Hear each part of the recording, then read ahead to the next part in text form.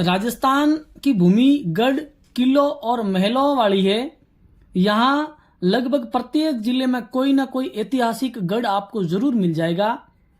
इसमें से कुछ जिलों की ही किस्मत अच्छी है कि वे आज भी आबाद हैं, मगर ऐसे किलों की भी कमी नहीं जो बदहाल है, खंडर बनकर मानो वे अपने अस्तित्व को बसाने की गुहार लगा रहे हो। राजस्थान के इन किलों के पीछे की कहानी बेहद रोचक है। ऐसा ही एक किला है कोट कास्तान, जिसको नातों के दुर्ग के नाम से भी जाना जाता है। तो आइए आज हम कोट कास्तान में स्थित नातों के दुर्ग के बारे में ऐतिहासिक जानकारी प्राप्त करें। यह दुर्ग राजस्थान के जालोर जिले के कोट कास्तान गांव में स्थित है। यह किला उस समय देश भर में सुर्खियों में आया जिस समय यहाँ पर हॉलीवुड फिल्म द वॉरियर्स की शूटिंग की गई। इसके बाद ये किला सरसा में आया था, लेकिन कुछ दिनों बाद सरसाएं समाप्त हो गई और तब से लेकर अब तक यह दुर्ग अपनी बदहाली के आंसू बहा रहा है। यह ऐतिहासिक दुर्ग बिना किसी देखरेख के खंडर में तब्दील हो रहा है। ऐतिहासिक और धार्मिक पृष्ठभूमि वाला कोट कास्तान का दुर्ग नजरअंदाजी की मार को झेल रहा है और देखरेख के अभाव में यह खंडर में तब्दील हो रहा है। वह दिन दूर नहीं जब देखरेख के अभाव में इस दुर्ग के अवशेष ही दिखाई दें। लेकिन यह दुर्ग ऐतिहासिक होने के साथ साथ धार्मिक पृष्ठभूमि में भी महत्वपूर्ण है। यह स्थान गुरु जालंधर नाथ व गोरखनाथ की तपोस्थली है। जालोर जिले के उपखंड भीनमाल से 20 किलोमीटर की दूरी पर स्थित बसे कोट कास्तान गांव की पहाड़ी पर किले की बनावट इतनी आकर्षक है कि हॉलीवुड फिल्म द वॉरियर का फिल्मांकन भी इसी किले में किया गया था। यह नातों को जागीर के रूप में दुर्ग मिला था।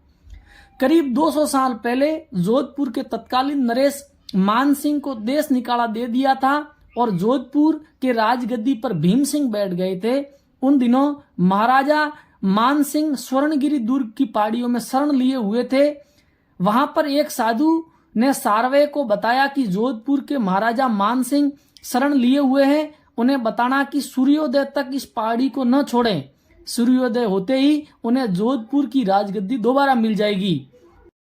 मान सिंह को विश्वास नहीं हो तो उन्हें कहना कि जिस जगह वे खड़े हैं वहां उत्तर दिशा में 60 कदम पर जमीन खोदना, वहां उन्हें जालंधर नाथ महादेव के पद चिन्ह मिलेंगे। मान सिंह ने ऐसा ही किया और सूर्योदय होने पर जोधपुर के तत्कालीन शासक भीम सिंह की पीठ में अचानक बीमारी हो उठी और उनकी मृत्यु हो गई। मान सिंह को जोधपुर की राजगद्दी मिल गई और जोधपुर की राजगद्दी मिलने पर मान सिंह ने नाथों को अपना गुरु माना और कोट कास्तान सहित 9 गांव उनको जागीर में दिए। कोट कास्ता को सोना नवेसी जागीरदार की पदवी मिली। इससे पहले कोट व कास्तान नाम के यहाँ पर 2 गांव थे जो वर्तमान में एक होकर कोट कास्तान नाम से जाने जाते हैं। ईस्वी सन 1804 में राजा मान सिंह जोधपुर राजगद्दी पर बैठे और आयस देवनाथ को उन्होंने अपना गुरु बनाया। मान सिंह ने नाथों को अनेक जागीरें भी प्रदान की। योगी भीमनाथ को भी कास्तान की जागीर के पास जागीर दी गई। भीमनाथ आईजी महाराज के नाम से प्रसिद्ध थे। उन्होंने कास्तान गांव के पास पहाड़ी पर एक लघु दुर्ग का निर्माण करवाया तथा उनके चारों ओर एक मजबूत और सुदृढ़ प्रकोटा बनवाया।